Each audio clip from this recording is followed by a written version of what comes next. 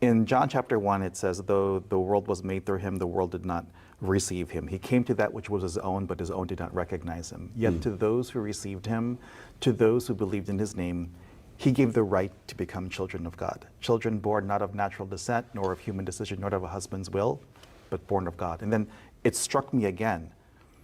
I paused, I read it, and I understood the words, born of husband's will and human decision. But what does this mean to be born of God? I knew I did not know that. Like looking back, maybe that's the Holy Spirit convicting a person of original sin. Yeah. And I continued to read it and said, but to those who received him, he gave the right. That week, I was learning in one of my classes the distinctions between rights and privileges. You can't take away a right. And so I just continued to read it, and it said, to those who received him. So I paused and I prayed. I said, God, I believe that this is not a human book.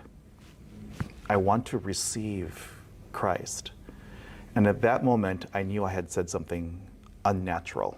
I knew I had done something where I was giving myself up to something else.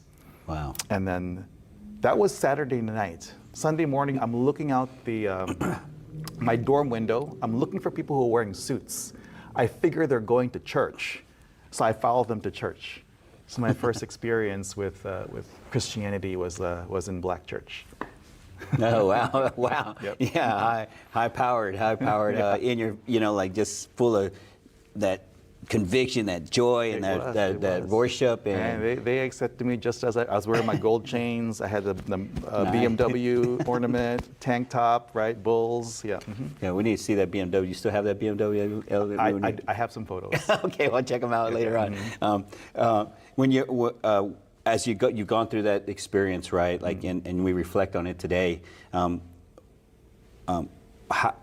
do you see your parents in that moment where you're having a conflict with your parental the parental guidance, Yep. and then you're fusing it with God guidance? How did they come together finally? Yeah, it came together, but it didn't come together for another 10 years.